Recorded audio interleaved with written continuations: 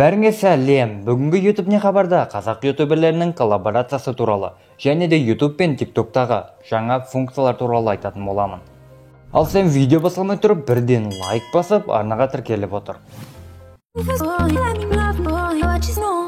Алдыңғы YouTube не хабарда ғана Мистер Прикольчик пен Пазлдың коллаборациясы туралы айтқан болатынмын. Міне осыдан 13 сағат бұрын Мистер Прикольчиктің арнасында Пазлмен видео шықты. Бұл өте қызықты, күлкілі скетч болды.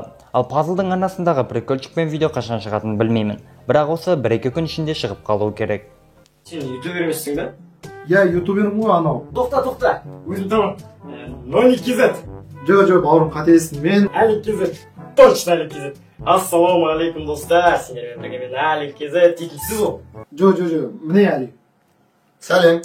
Осы бір апта ішінде Мадияр Пернебай мен Ава Адикус екеуінің коллаборация жасаған 2 видеосы шығып үлгерді.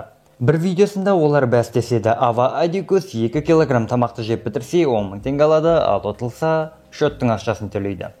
Ал екінші видеосы 20 минуттық. Олар ұзақ уақыт бойы екеуі машинамен жүреді, әңгіме айтып, бүйтіп-сөйтіп отырады. Бізде андай ғой, бірақ Чимкентте қарап айтады, Чимкентте көп бала туып алады деп ше.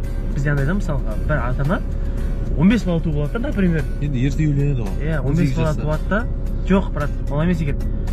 18 бала туады. Қазақстанда неше қала бар, мысалы 18 қала бар ма? Мысалы 18 бала туады да, 17-сін қаланы 17 қалаға жібереді да, біреуін өздеріне алып қалады ғой. Кежі олар ма? Иә, сөйтеді да, сөйтіп ол анауға барады да, ол әр қалаға дамытады тағы. Осыдан бір апта бұрын Темірлан Болат ютубтан кетемін деген видео салған болатын. Енді міне кеше ғана оның арнасында жаңа видео шығыпты. Жаңа видеосының форматы өзінің бұрынғы видеоларынан мүлдем ұқсамайды, себебі жаңа видеосында чат рулетка түсірді. Чат рулеткада отырып адамдармен сөйлесіп, олардың реакциясын көрді. О, красиво. Что? Задний фон красивый. Темірлан!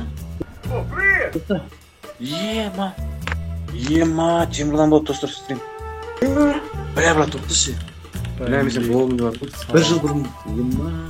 Оның жаңа видеосы, жаңа контенті негізі өзіме ұнады, монтаж бәрі жақсы жасалған, өте қызықты болып түсірілген. Қазақстанда алғашқы болып ашылған TikTok үй Pip House 3 миллионнан асты, ал Yola House 2,5 миллионға жетті. Әлемдегі ең көп жазылушысы бар TikToker Чарли Дамелио 100 миллионнан асты. Келесі жаңалық, енді TikTok та YouTube сияқты ақша төлей бастайтын болады. TikToktан да енді монетизацияға қосылып ақша табуға болатын болды. Бірақ бұл функция әзірге тек ақш-та ғана істейді. Қазақстанға және ТМД елдеріне 2021 жылы қосылады деген ойдамын. Бірақ қазірдің өзінде TikTokта сол табыс түсіп тұратын жеке мәзірі бар. Мүмкін оны кейбіреулерің білесіңдер. Бірінші TikTok парақшаға кіріп, 3 нүктені басамыз. Кейіннен баланс дегенге кіреміз, осы жерден сіздің табысыңыз деген жер бар. Соны басқан кезде саған қанша табыс түсіп тұрғаны көрсетілетін болады. TikTok 1000 қаралым үшін 3 теңге беретін болады. Демек, миллион қаралымға 3000 теңге деген сөз. Бірақ әзірге ақшаны картаға шығарама, әлде қандай да бір кошелекке шығарама, ол әлі белгісіз. TikTokта ақшаны жайдан жай бере бермейді, оның да YouTube сияқты монетизацияға қосылу үшін өз ережелері бар. TikTok монетизациясына қосылу үшін сенің арнаңда 10 000 жазылушы болу керек. Және де соңғы видеоларың бір ай ішінде 10 000-нан көп қаралым жинау керек. Сонымен қатар YouTube'дан немесе тағы бір жерден алып видеоларды TikTokқа салып қоюға болмайды. Сен өзіңнің түсірген және өзіңнің түріңмен түсірген видеолар болу керек. Міне TikTok монетизациясына қосылу үшін басты ережелер осы.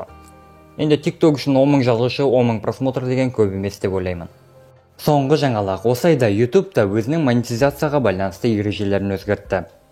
Бұл ереже өз күшіне келесі жылдан бастап енетін болады.